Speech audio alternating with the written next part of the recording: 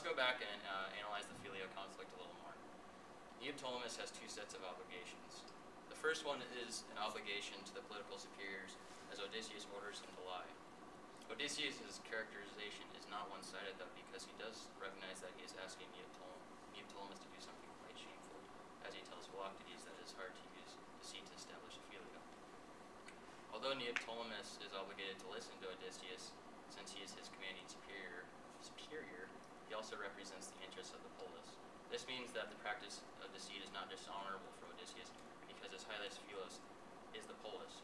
For example, when Neoptolemus asks, "Do you think there is no shame in telling a lie?" to which Odysseus responds, "Not if success depends upon that lie." The polis' victory over Troy is at stake, and Odysseus sees this as more crucial than practicing deceit on a philos. On the other hand, if Neoptolemus takes the bow, leaves, and goes to Troy as Odysseus wants Neoptolemus to, he'll break the promise to Philoctetes to get him off the island. But Philoctetes sees it as a necessity that he lives up to his end of the philia by maintaining the ethos and his obligation of reciprocity, clearly showing where Neoptolemus' priority lies in his philos rather than Odysseus or his polis. Again, this is a modern edition of Philoctetes that was produced by the Brooklyn Theater. This is Odysseus ordering Neoptolemus to practice treachery and deceit.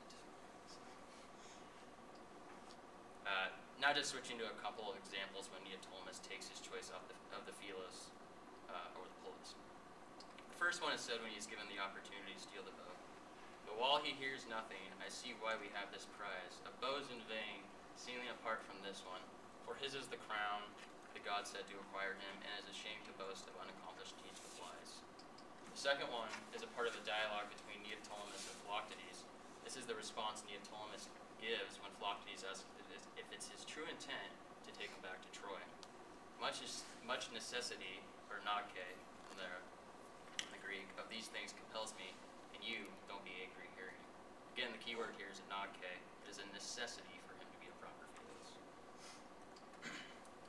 Similarly, Ajax communicates the importance of the ethos of philia and obligation of reciprocity. A key difference between Ajax and Philoctetes is that the tragic hero in Philoctetes was subject to violation of philia, whereas Sophocles changes the responsibility of the violation onto the protagonist, Ajax. But the play does not start with Ajax's violation of the ethos of philia. It starts out instead with Ajax feeling jealous, dishonored, and betrayed by his fellow Greek philoi, Menelaus, Odysseus, and Agamemnon.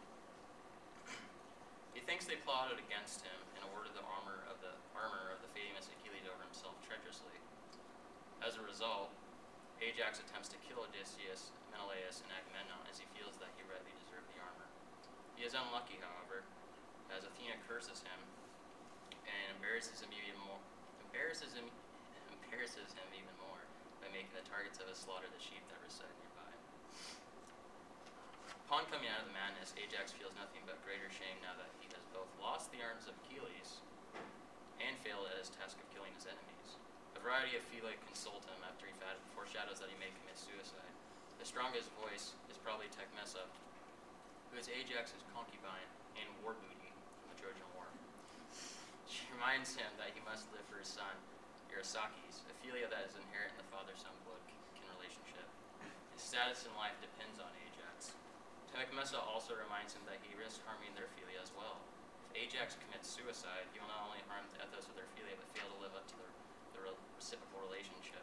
She reminds him that he owes her for a favor that a woman gives. Despite this, Ajax commits suicide.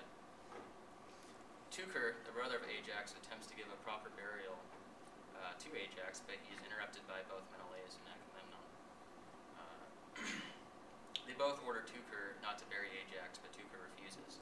As they are disputing, Odysseus comes and overrides Agamemnon and Menelaus and allows Teucer to properly bury Ajax.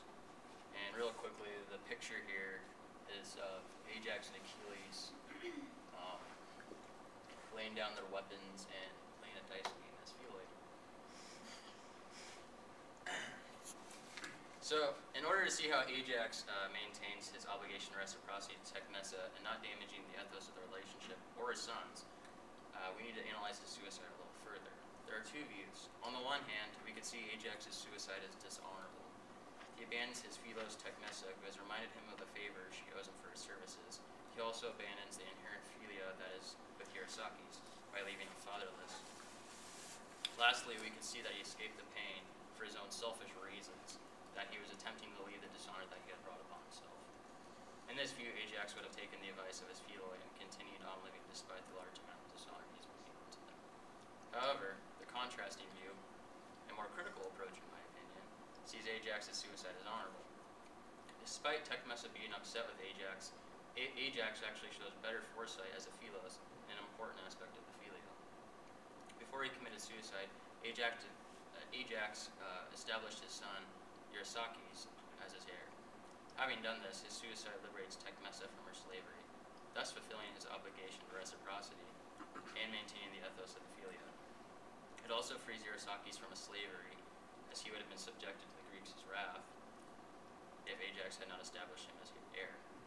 Also, Ajax is looking out for his son because by him killing himself, he frees the responsibility of Eurysakes having to revenge kill the Greeks who would have ended up killing Ajax. This suicide as a positive type of suicide is also reinforced by the fact that Ajax was allowed proper burial at the end by his enemy Odysseus. Ultimately, and this is an important point to emphasize at the bottom here, Ajax chose to give his own life to maintain the best interests of his philia.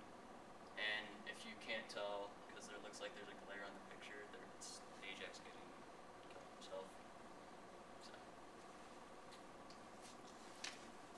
So ultimately, I'm sorry. Well, sorry about that. Okay, here's a couple of quotes that reinforces the point of Ajax living up to the ethos of his philia and his obligation to reciprocity. First, Ajax is not troubled or shows regret as he decides to commit suicide. But you, do the things I tell you, and quickly, perhaps you may find that I have been saved, even if I am now unfortunate. And here, as I mentioned earlier, the Greek order Demosthenes engages in a cultural exchange of Greek discourse that Sophocles was participating in. He recognizes the importance of foresight in a philia. And if oneself has better foresight than the other, to arrange it for the best and not value the immediate gratification more highly than all the time to come. So ultimately, we see how Sophocles' plays give us a new interpretation of philia. That Sophocles' plays emerge as valuable contributors to the historical discourse of 5th century BC Greece on the nature of philia. We have seen how these two plays illustrate the retaining of ethos and obligation reciprocity of the philia as most important. How it is more important than political superiors, as shown by Neoptolemus disregarding Odysseus' order. That it is more important than your polis, because Neoptolemus' decision put the fate of the Trojan War in jeopardy, and ultimately one's own life, as Ajax commits suicide to reciprocate to Tecmessa and establish a favorable life for her and their son Eurysakes.